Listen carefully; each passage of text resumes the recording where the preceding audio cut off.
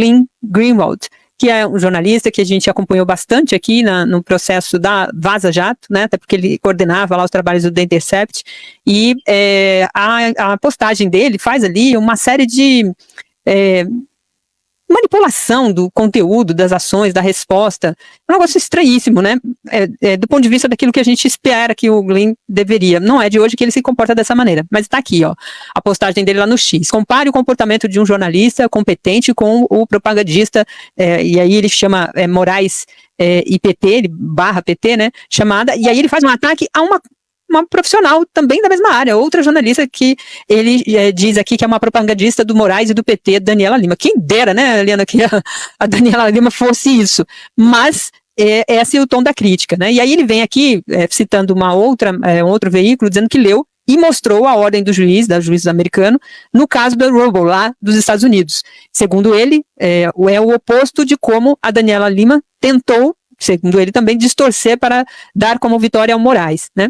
E aí a matéria aqui do Metrópolis diz que, segundo o despacho, a liminar da Rubble, do Trump, foi negada, pois não existe necessidade de obediência às ordens de Moraes, segundo a resposta dada pelo a juíza, se eu não me engano, lá dos Estados Unidos, uma vez que elas não estão em conformidade com a Convenção de Haia ou tratados bilaterais. E aí bota aqui as aspas, né, do conteúdo do trecho da decisão.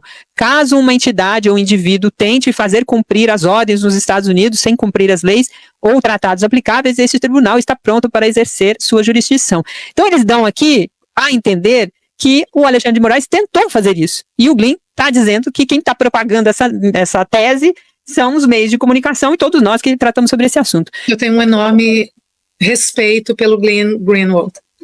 Tenho um enorme respeito por ele e uma dívida, digamos assim, como cidadã, eu tenho uma dívida em relação ao Glenn por tudo que ele fez na Vaza Jato.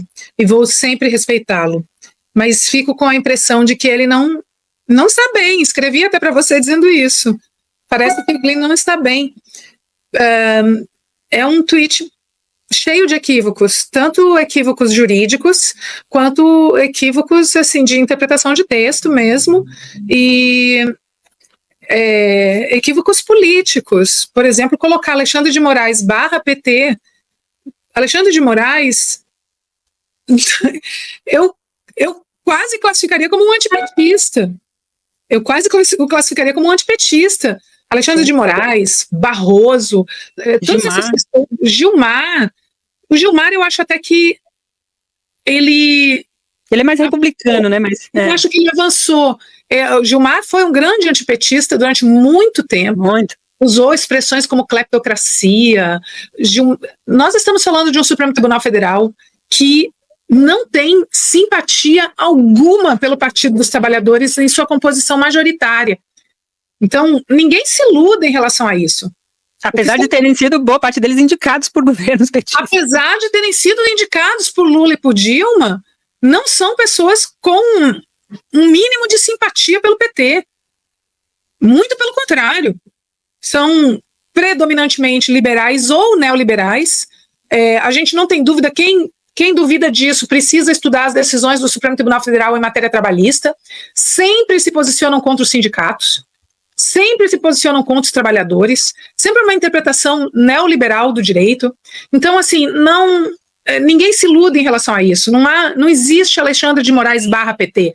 Não existe Barroso / PT, não existe nada disso / PT, não existe Supremo Tribunal Federal / PT, não existe. O que existe é um Supremo Tribunal Federal que, a despeito de liberal, ou talvez até por ser liberal, ainda ter algum compromisso com os princípios liberais clássicos, são adeptos dos princípios processuais, que são liberais.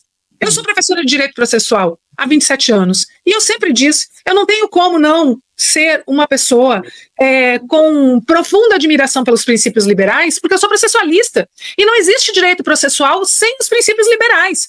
Então, o que acontece é que nós temos um Supremo Tribunal Federal que defende princípios do liberalismo clássico e, portanto, defende a democracia e o Estado Democrático de Direito. Mas não existe o Supremo Tribunal Federal / PT, não existe. Talvez no futuro venha a existir um Supremo Tribunal Federal com uma composição que seja mais social do que liberal. Talvez venha a existir esse Supremo Tribunal Federal mais social do que liberal. Mas hoje, Hoje não. Tá? Então não existe Supremo Tribunal Federal ou Alexandre de Moraes /PT. Isso é um grande equívoco do Glenn. A outra coisa que o Glenn não entendeu, e aí você me permita eu desenhar um pouquinho o que foi que aconteceu e qual foi o equívoco do Glenn. O Glenn criticou a Daniela Lima por ela dizer que a ação da Rumble, empresa de Donald Trump, ou empresa de comunicação de Donald Trump, foi indeferida de imediato. Mas foi isso que aconteceu. A ação ela foi indeferida de imediato. Por quê? Porque se entendeu que não havia bem jurídico a tutelar. O que o Glenn entendeu, qual foi o fundamento da decisão da juíza? O fundamento não há, na ordem de Alexandre de Moraes, nada que minimamente insinue o cumprimento da decisão nos Estados Unidos. Não há iniciativa para cumprimento da decisão nos Estados Unidos. Para essa decisão ser cumprida nos Estados Unidos, ela precisaria atender a uma série de requisitos dos tribunais internacionais, da legislação internacional, e ela não cumpre esses requisitos. Isso o Glenn entendeu que era profundamente demeritório para Alexandre de Moraes. O que o Glenn não entendeu é que a decisão do Alexandre de Moraes é uma decisão doméstica, não é uma decisão de direito internacional. O que quer dizer uma decisão doméstica? É uma decisão brasileira, do judiciário brasileiro, para ser cumprida em território brasileiro. É uma decisão doméstica.